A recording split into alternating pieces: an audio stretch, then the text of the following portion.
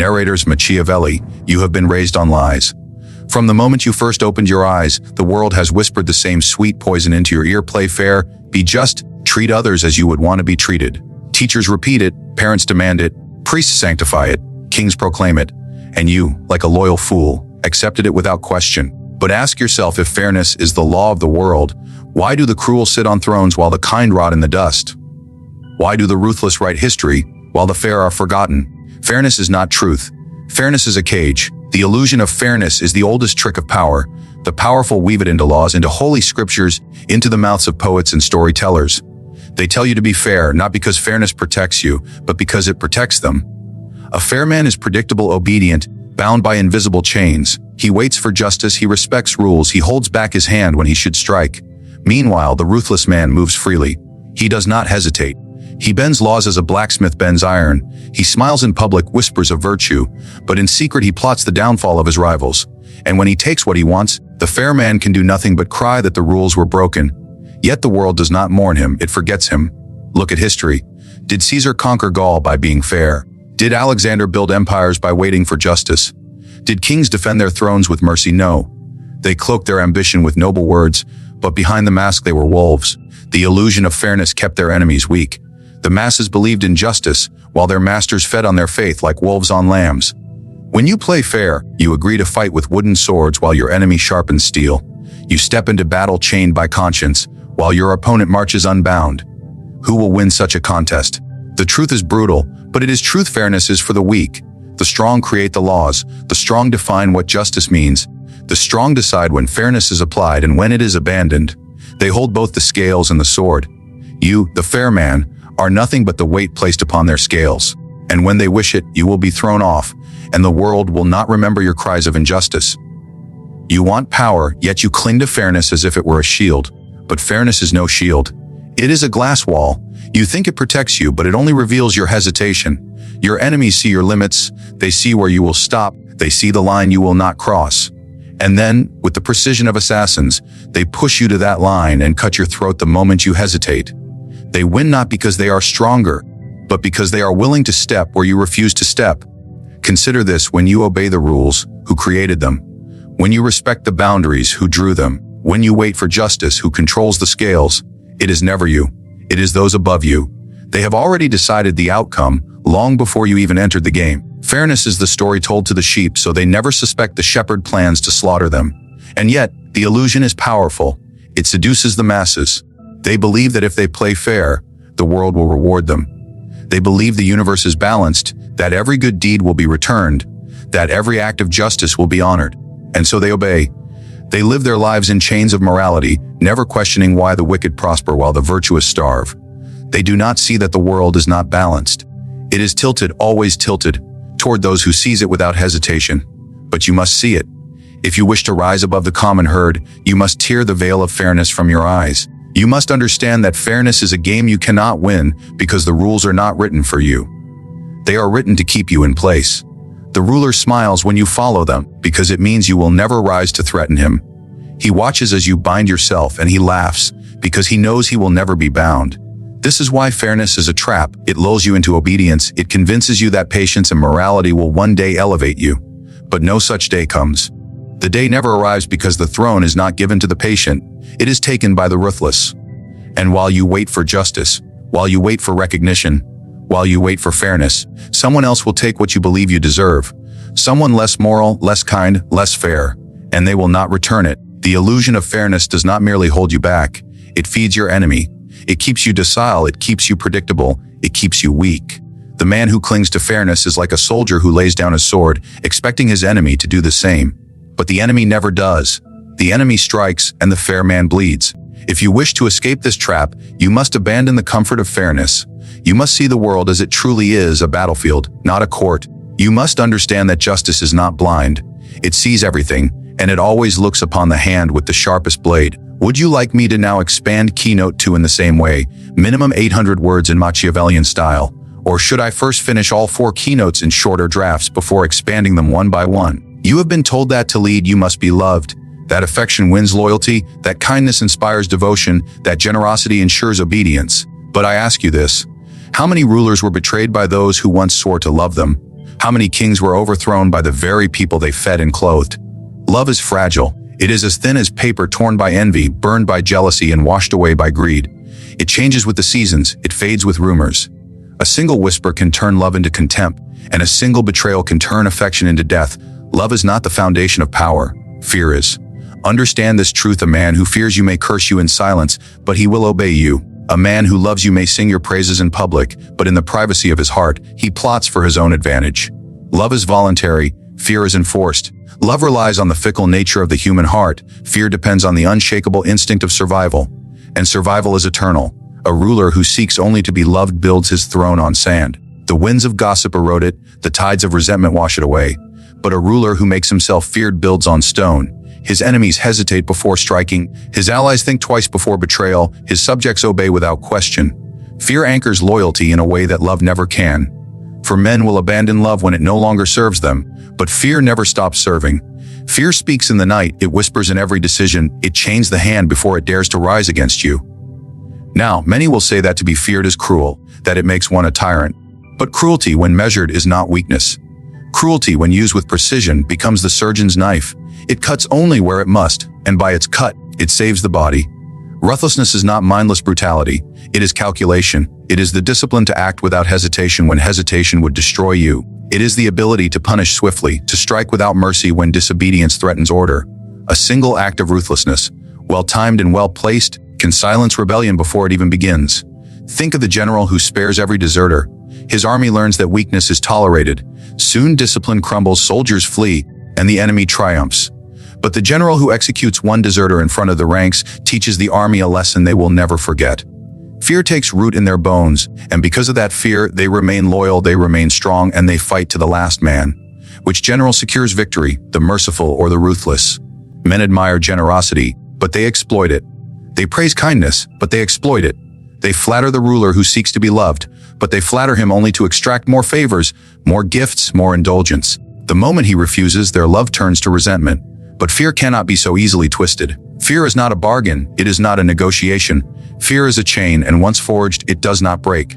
Remember this: to be feared is not the same as to be hated. Hatred invites rebellion, but fear suppresses it. A wise ruler ensures that his ruthlessness is respected, not resented. He punishes with reason, he strikes with purpose, he keeps his cruelty cold, not hot. It is not rage, but design. The feared ruler does not kill for sport, he does not torment without aim. He does only what is necessary to remind the world that his power is unshakable, that disobedience has consequences, and that loyalty is the only path to survival. Even the closest allies, even the most trusted friends, must never be allowed to forget your power. For loyalty built only on affection is loyalty built on sand. But loyalty built on fear is loyalty that endures storms, loyalty that resists temptation, loyalty that survives betrayal. A man may betray his beloved, but he will not betray the one he fears without trembling hands. Fear engraves itself deeper into the heart than affection ever could. And yet, weak rulers cling to love. They want to be adored, they want the cheers of the crowd, the affection of courtiers, the praise of the poets. But all these are fleeting. Crowds cheer today, they stone you tomorrow. Courtiers bow today, they conspire tomorrow. Poets praise today, they mock tomorrow. And when that day comes, the ruler who sought only love is left defenseless, abandoned by the very voices that once sang his name. But the ruler who is feared, he does not need songs. His power is written not in words, but in the silence of obedience. The truth is cruel, but it is eternal. It is better to be feared than loved, if you cannot be both. And when the two cannot be balanced, you must always choose fear, for love without fear is weakness, but fear without love is power. Fear builds loyalty not from affection, but from necessity. And necessity, unlike affection, does not fade. It remains unyielding, because men will always choose survival over sentiment. The eyes of men are always watching. They do not see the truth of your heart, they see only the mask you wear. And so, the wise man wears a mask of nobility, while his hands move in shadows. This is the greatest art of power: to appear good while doing what is necessary, to show virtue while hiding calculation, to speak of morality while practicing strategy. The people hunger for symbols of goodness, and so you must feed them illusions. But never mistake the illusion for reality. Reality is the dagger behind the cloak, the hand behind the curtain, the secret that moves the world, while the crowd applauds your performance. Appearances command obedience more than actions themselves. Men believe what they see more than what they know. They judge a ruler not by his secret intentions, but by his public gestures. If you appear noble, they will trust you. If you appear generous, they will praise you. If you appear just, they will defend you. And while they are blinded by your image, you may act as you must. You may betray when betrayal is required. You may deceive when deception is necessary. You may strike when striking ensures survival. And still, they will call you virtuous because they see only the mask. Think of the fox and the lion. The lion is strength, but the fox is cunning. To rule, you must be both, but to survive in the eyes of men, you must cloak the fox in the skin of the lion. Show strength, show courage, show nobility, but behind that mask, let your mind be calculating, your moves deliberate, your strategy merciless. If men saw the fox alone, they would despise it. If they saw only the lion, they would fear but not respect it. But if they see the lion's nobility while never suspecting the fox's trickery, they will follow without question. The greatest rulers of history mastered this art. They built reputations of justice, mercy, and wisdom, while in secret they maneuvered with deception and ruthlessness. They understood that the appearance of morality is often more valuable than morality itself. For morality wins no battles, but the appearance of morality secures loyalty. Morality itself may demand sacrifice, but the appearance of morality demands only performance. One is a prison, the other a tool. The ruler who binds himself to true morality is chained. The ruler who binds himself only to its appearance is free. Understand this: people crave to be deceived. They prefer a beautiful illusion to a brutal truth. They will reject the man who shows them reality, but they will love the man who lies with grace. A ruler who admits his cruelty is despised, but a ruler who cloaks cruelty in the name of justice is honored. A ruler who confesses deception is hated, but a ruler who deceives while speaking of virtue is adored. Men want to believe in goodness, and so they will believe you are good, even as your actions prove otherwise, so long as you never remove the mask. This is why calculation is more powerful than honesty. Honesty reveals too much. Honesty strips you bare. Honesty gives your enemies weapons to use against you. Calculation conceals. Calculation allows you to predict the moves of others, to anticipate betrayal, to craft illusions that disarm suspicion. It is not enough to act, you must act with foresight. Every gesture must be designed to strengthen your power. Every kindness must be given for advantage. Every promise must be made with escape in mind. True nobility is a prison. Calculated nobility is liberation. Consider the ruler who gives gifts to his people. If he gives recklessly out of genuine kindness, they take without gratitude and soon demand more. His generosity becomes weakness, and when he refuses, they despise him. But the ruler who gives sparingly with strategy appears noble while ensuring that his generosity binds loyalty. The gift is not a gift, it is a chain. The act of giving is not kindness, it is control. The people will praise him as noble, but in truth he acts with cold calculation. And think of promises. The fair man believes he must always keep them. But what is a promise except a word spoken to secure advantage? Keep your promises when they serve you, break them when they endanger you. Always appear to value your word, but never let your word bind you. Men will forgive a broken promise if you maintain the mask of nobility. They will invent excuses for you. They will justify your actions to themselves, so long as you do not tear away the appearance of virtue. The mask must never slip. For once men see behind it, they will not forgive. Once they glimpse the fox beneath the lion, they will resent the deception. Therefore, the mask must be crafted with perfection. Speak of honor, show gestures of kindness, perform acts of justice when they cost you nothing. Let the crowd see the image of a ruler who embodies virtue. And while they adore the mask, keep your mind sharp, your calculations hidden, your strategies concealed. They will never suspect that the man they cheer is the same man who calculates their obedience in silence. To appear noble while acting calculated is not hypocrisy. It is survival. It is not weakness. It is mastery. For in the theater of power, men do not follow truth, they follow spectacle. They do not serve justice, they serve appearances. They do not worship the reality of your actions. They worship the illusion of your image. And so the wise man learns to separate what is seen from what is done, what is spoken from what is intended, what is promised from what is executed. Power is not patient. It does not wait for your hesitation. It does not reward your restraint. The world you live in is a battlefield where every man sharpens his blade, even as he smiles at you. Betrayal hides in laughter, envy hides in compliments, ambition hides in the gestures of friendship, and yet, the weak comfort themselves with a lie. They say that mercy will protect them, that fairness will shield them, that goodwill will buy them time. But time is never given, time is stolen. And while you wait, while you hesitate, while you place your faith in the morality of others, your enemies prepare their strike. Understand this: the man who waits for mercy waits for death. The man who believes his rivals will restrain themselves is already conquered. In politics, in war, in life, survival belongs to the one who acts first. The wise do not wait to be struck. They strike before the enemy has even lifted his sword. The appearance of kindness, of patience, of hesitation is nothing but an invitation to your downfall. Consider the fate of rulers who trusted too much. Those who believed their rivals would honor treaties, those who thought their allies would remain loyal, those who waited for proof before defending themselves. They died with the contract still in their hands. Their kingdoms were torn apart while they still debated the morality of war.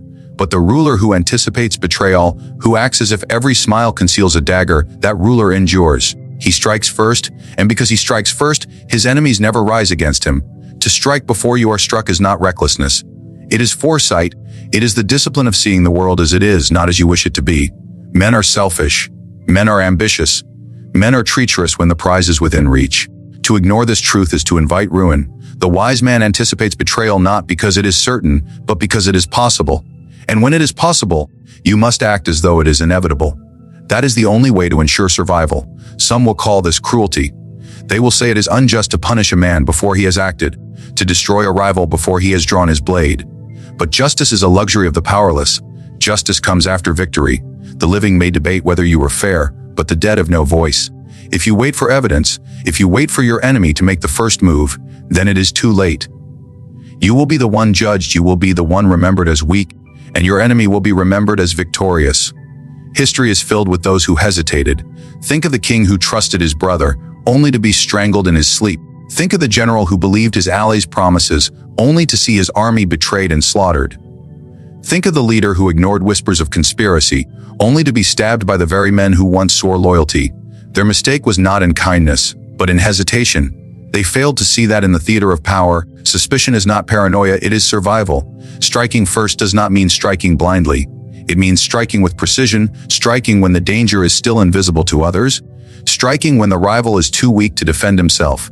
It means taking the throne before your brother even dreams of rebellion. It means silencing the whisper of conspiracy before it becomes a shout. It means extinguishing threats when they are sparks, before they become flames that consume you. The ruler who waits for the fire is destroyed. The ruler who stamps it out at the first smoke lives to rule another day.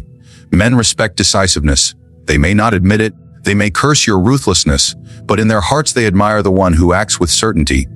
The man who strikes first commands fear, and fear breeds loyalty. The man who hesitates breeds contempt, and contempt breeds betrayal. For weakness invites aggression, hesitation invites conspiracy, and mercy given too soon invites death. A ruler who waits to be struck is already defeated in the minds of his enemies, and once defeated in thought, defeat in reality is only a matter of time. Do not confuse survival with cruelty. The purpose of striking first is not to revel in bloodshed, but to preserve yourself, to secure your rule, to ensure that no rival can ever threaten your dominion. It is not the strike of rage. It is the strike of calculation. It is not the hand of madness. It is the hand of necessity. To strike first is to remove danger before it grows teeth. To strike first is to command the future before it commands you. And remember this, your enemies are always watching for hesitation. They wait for the moment you pause, the moment you doubt, the moment you hesitate in the name of fairness or morality. That is when they strike. And when they strike without warning, without hesitation, without mercy. You will not be given a second chance. The blow will come swift, and your hesitation will be your downfall. Thus, the choice is clear. Strike first or be struck, anticipate betrayal or suffer it, command fear or be consumed by it. The world belongs not to those who wait, but to those who act before others dare to act. The throne is not kept by the patient. It is kept by the ruthless who refuse to be caught unprepared.